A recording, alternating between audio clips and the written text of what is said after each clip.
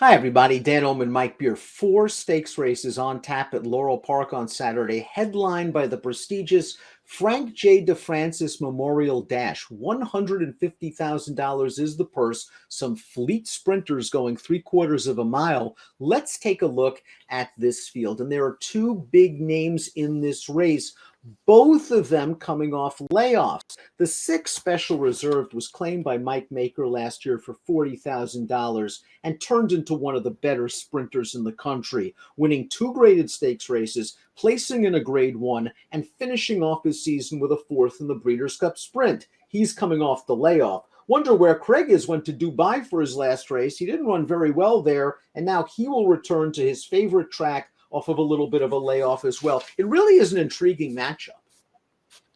Yeah, it is. And, the race sort of goes beyond them. They are the two, big names in the race, though. And I do feel like they're going to take a lot of beating in here. But it's a good field surrounding them as well, Dan. It'll be interesting to see, first of all, how these two horses come back off the layoff and then what kind of trips they can pull in here, because Special Reserve to me is a little more tactical.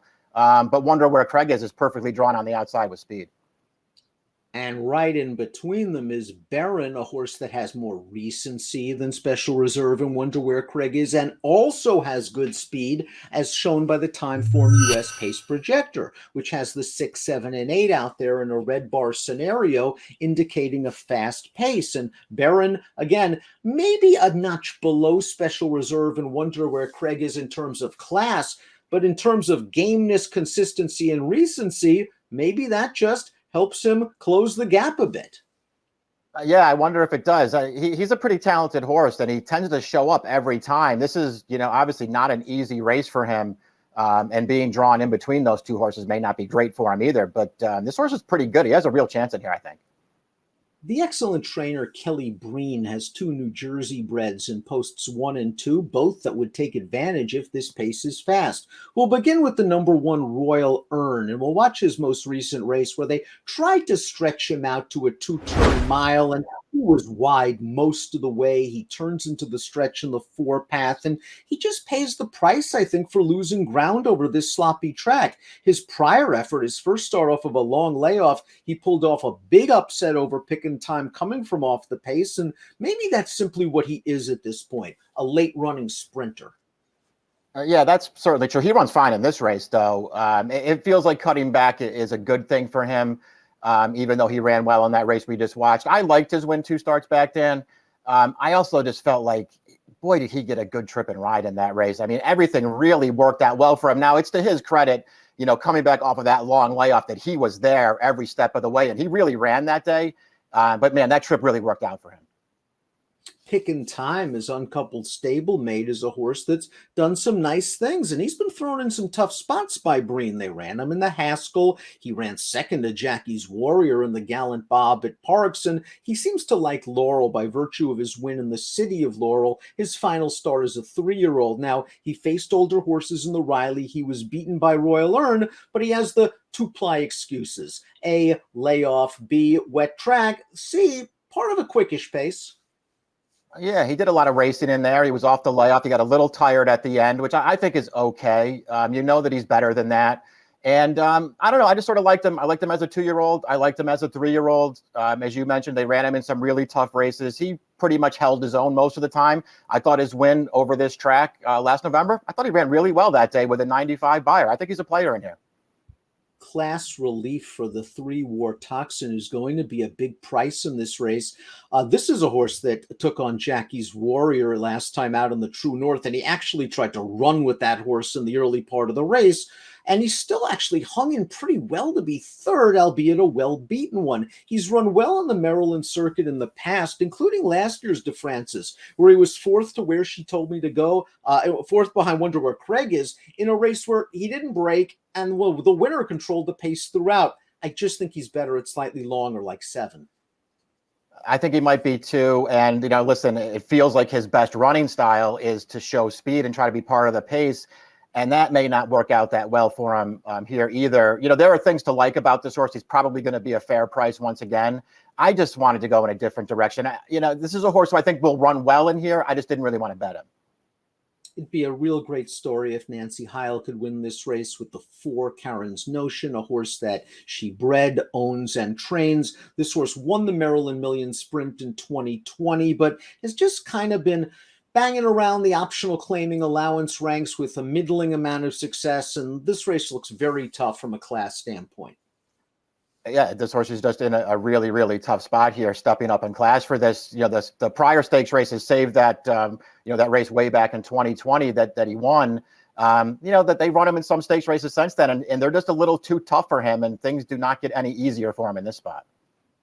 Big fan of the 5-3s over deuces, doesn't win very often, and that's a bit of a concern, but he might get the right setup in a race like this. I thought he ran well, going 7/8 in the Whiteley 3 starts back, kind of bumped after the start, in behind trip, maybe hung for second, and that's kind of been the story of his career. Second in the Maryland Sprint behind Jackson Traveler over a speed-friendly track, and although behind Barron last time out, found a little bit of traffic issues. He's the kind of horse that maybe could split 1 or 2 of these favorites and spice up your single race exotics.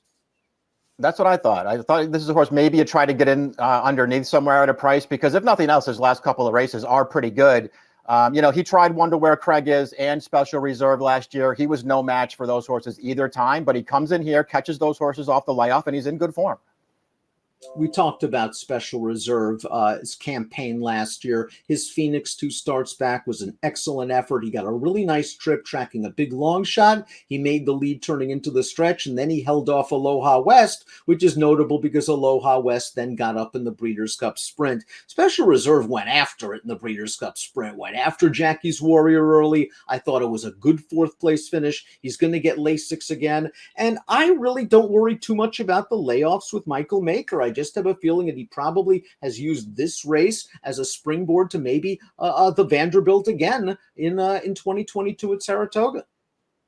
Yeah, I sort of looked at him the same way. I'm not that worried about the layoff. And if nothing else, too, Dad, I think it's at least worth mentioning. This horse was probably due for a layoff. I mean, you're going back to February of 2020, basically, for this horse to just keep showing up and running without a break.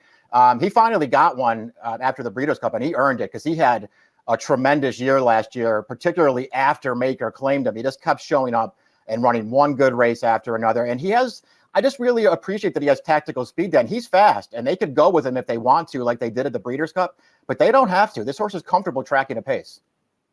Butch Reed told me before the Chocolatetown Stakes that the 7 Baron's one of the more mentally tough horses he's ever trained, and he's shown it on the track. 12 of 17 in the exacta. He likes a fight, and as we're going to watch his last race, the Chocolatetown at Penn National, he was facing New York Traffic, a horse that just got beaten the Haskell a couple of years ago and seems to have found himself as a sprinter. And turning into the stretch, New York Traffic looked like he had all the momentum, and Baron just came right back on him along the inside, and then New York Traffic asserted his class the final 16th of a mile. Barron does have a lot of fight. It's going to be really interesting to see how Frankie Pennington plays the break here, because I wouldn't be surprised if he takes the race to Special Reserve off the layoff and makes the horse on the outside Wonder Where Craig Is take a seat.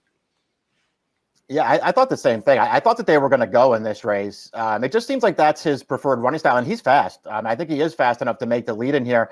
And he started off the layoff after 2, pretty good performances, I feel like, that in his first 2 starts back. I like this horse. I think he's pretty good. I do not think he's in over his head in this race.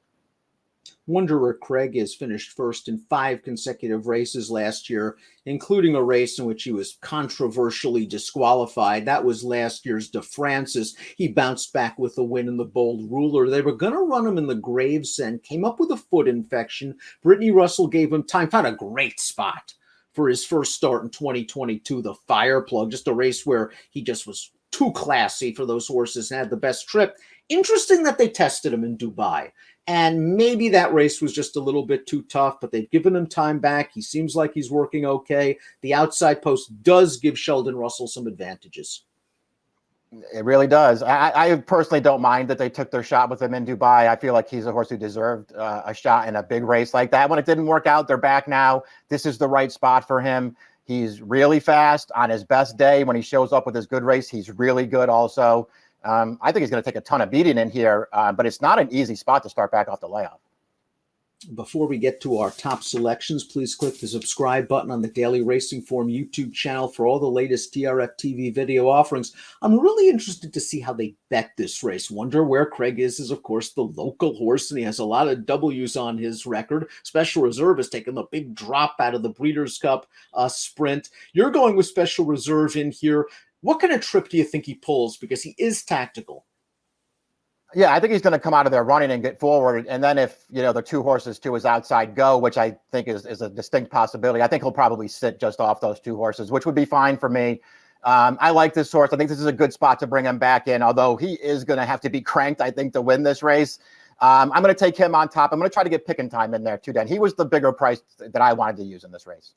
And he's a horse that's always shown a little bit of promise, and he still might have some upside. This is only his second start as a 4-year-old, and he'll be a price. 6825 for Mike. I'm with Mike, just the exact in a different order. I'm a fan of Wonder Where Craig Is. I liked him in Dubai. That didn't work out very well, but I have a feeling he's going to be right in the thick of things, punching on, turning into the stretch. It should be an exciting edition of the Frank J. DeFrancis Memorial Dash. It is one of 4 stakes at Laurel on Saturday. Best of luck.